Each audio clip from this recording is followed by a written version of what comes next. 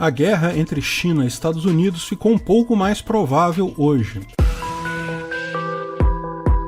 Esse é o Visão Libertária, sua fonte de informações descentralizadas e distribuídas. Uma ação pouco comum na briga entre as máfias governamentais aconteceu hoje pela manhã. A máfia estatal de Trumpilândia ordenou o fechamento do consulado da máfia estatal chinesa na cidade de Houston. Consulados e embaixadas são representações de uma máfia no território reclamado por outras máfias. Tipicamente possuem uma série de proteções especiais das máfias onde estão instaladas, porque representam a possibilidade de negociação em caso de guerra ou conflito econômico qualquer. Normalmente os países abrem mão até do poder de polícia nos locais das outras máfias. Embaixadores, por exemplo, não podem ser presos nem por crimes comuns, têm vários outros privilégios. Dessa forma, é bastante raro um país ordenar o fechamento de um consulado ou uma embaixada. Entenda, mesmo países em guerra não consideram o fato de ter representantes do outro país uma ameaça. A ideia é que se trata apenas de um corpo diplomático, ou seja, não é capaz de, por exemplo, iniciar uma ofensiva interna,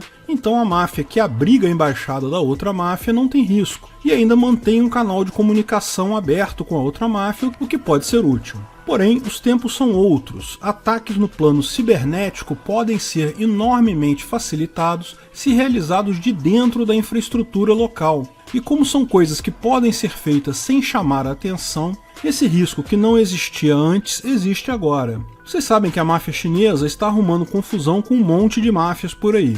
Já falamos sobre isso em vários vídeos. Ursinho Pooh, ou Xi Jinping, se preferir, está enfraquecido por conta da péssima gestão da crise do coronavírus de Wuhan. Para manter sua posição de força na ditadura chinesa, ele precisa demonstrar força. Ameaçou Taiwan, ameaçou a Índia, destruiu Hong Kong, tudo para tentar mostrar força no partidão e tentar não ser suicidado por algum adversário dele dentro do próprio partido. Veja, ainda não sabemos se isso funcionou, tá? Porque, por acaso, no momento que eu escrevo esse artigo, Xi Jinping está há 22 dias sem ser visto em público. Isso é mais do que os 15 dias necessários caso, por exemplo, ele tivesse pego a febre de Wuhan, e muito mais do que o normal dele ficar sem aparecer em público. Mas por hora não há boatos fortes sobre isso ainda, o mais provável é que ele esteja só fazendo alguma coisa secreta, não querer aparecer nesse momento que tem muitas enchentes lá na China também. É estranho ele ficar sem aparecer desde o dia 30 de junho, mas não quer dizer nada por enquanto, né?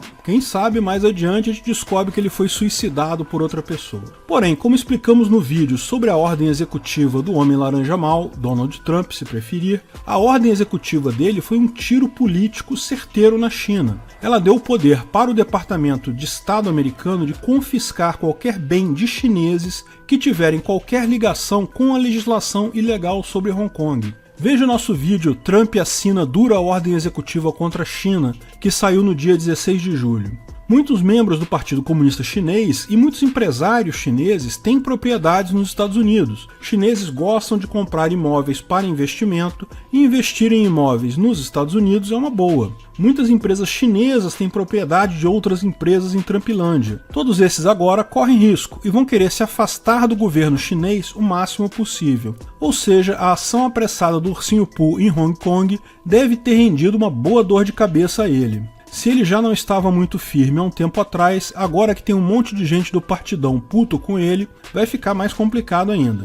Pois bem, parece claro que a China quer retaliar essa ordem executiva do Trump, mas não há muito que eles possam fazer. O mesmo motivo pelo qual as máfias dos Estados Unidos e da Europa não atacam a máfia chinesa pela ação da China em Hong Kong, é o mesmo motivo pelo qual a máfia chinesa não vai atacar fisicamente a máfia americana. Guerra é um troço muito caro. Comércio internacional, dentre os vários benefícios que traz, um deles é a paz. Porque o incentivo é correto. Menos violência dá mais dinheiro. Mas o fato da guerra aberta estar descartada, pelo menos por hora, é lógico que outras ações podem acontecer. Quando houve o ataque do Twitter, alguns dias atrás, aliás, logo depois que o Trump assinou a ordem executiva, veja o vídeo Twitter hackeado com scam de Bitcoin no dia 15 de julho. Houve gente que disse que se tratava de um ataque muito complexo para ser feito apenas por um scam de Bitcoin. De fato, deveria ter algum país, possivelmente a China, que queria mostrar que poderia atacar o Twitter se quiser. e atacou figuras conhecidas da esquerda, Obama, Biden, coisa e tal, mas não atacou o Trump, quase como se fosse um aviso a ele. Lógico, ninguém sabe se realmente esse ataque ao Twitter foi feito pela China, ou sequer se foi feito por alguma máfia. Talvez tenha sido mesmo um scam de Bitcoin que fez isso. Os caras ganharam alguma grana. Eu não sei. Vamos ver se isso fica esclarecido mais adiante. O que se sabe é que o ataque foi feito com infiltração. Um funcionário do Twitter foi cooptado pelo atacante. Essa é a explicação que está rolando por aí. Para alguém cooptar um funcionário do Twitter, deve ter dado uma boa grana pro cara, porque esse cara não vai ter mais emprego nem possibilidade em nenhum outro lugar. Mas mesmo isso pode ter sido só uma cortina de fumaça, sabe-se lá o que aconteceu de verdade. O fato é, mesmo não confirmada, essa ação contra o consulado da China hoje pode indicar que foi isso mesmo. A investigação estava sendo feita pela máfia americana quando, hoje pela manhã, com a ordem para fechar o consulado, os funcionários começaram a queimar documentos no pátio. O Corpo de Bombeiros de Houston chegou a ser chamado por causa da fumaça, mas foi impedido de entrar. Lógico, isso não quer dizer realmente que eles eram culpados de algum ataque. Consulados e embaixadas têm documentos secretos, muitas vezes pode ser preferível destruir esses a toque de caixa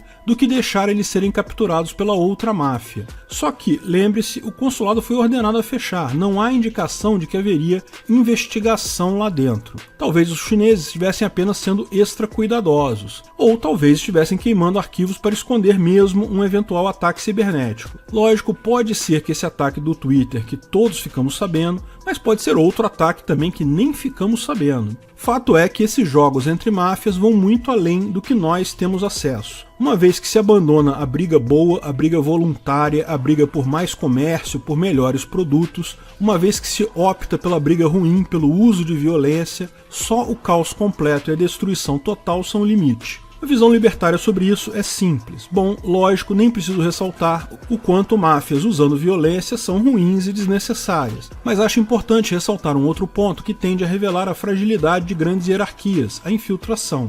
Lógico, esse tipo de ataque foi feito supostamente por uma máfia em uma empresa privada, mas é igualmente comum entre máfias e até entre empresas privadas. A questão é que muitas vezes é a forma mais barata e simples de invadir uma organização hierárquica, infiltrar alguém lá dentro ou cooptar alguém lá de dentro. Esse tipo de truque é muito usado por grandes empresas para infiltrar governos, garantindo que decisões do governo sejam benéficas para a empresa. Já é algo que acontece de forma relativamente fácil para pessoas ricas também. Porém, com a ampla comunicação e a informação descentralizada, fica cada vez mais fácil usar esse truque, mesmo quem tem pouco dinheiro. Cada vez mais as pessoas são acessíveis a serem identificadas e contactadas, digamos, via LinkedIn. Mesmo funcionários internos do governo conseguem ser identificados. Lógico, precisa haver a conivência do outro lado, mas a parte da comunicação sempre foi, historicamente, a parte mais difícil. Essa é mais uma forma de que a informação descentralizada vai diminuir o poder de grandes hierarquias.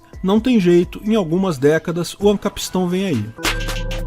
Obrigado pela audiência. Esse artigo foi sugerido por Angry Penguin, escrito e narrado por Peter Turguniev. Se você gostou do vídeo, curta e compartilhe para ajudar o canal. Se ainda não é inscrito, inscreva-se no botão abaixo e clique no sininho para ser avisado de novos vídeos. Até a próxima!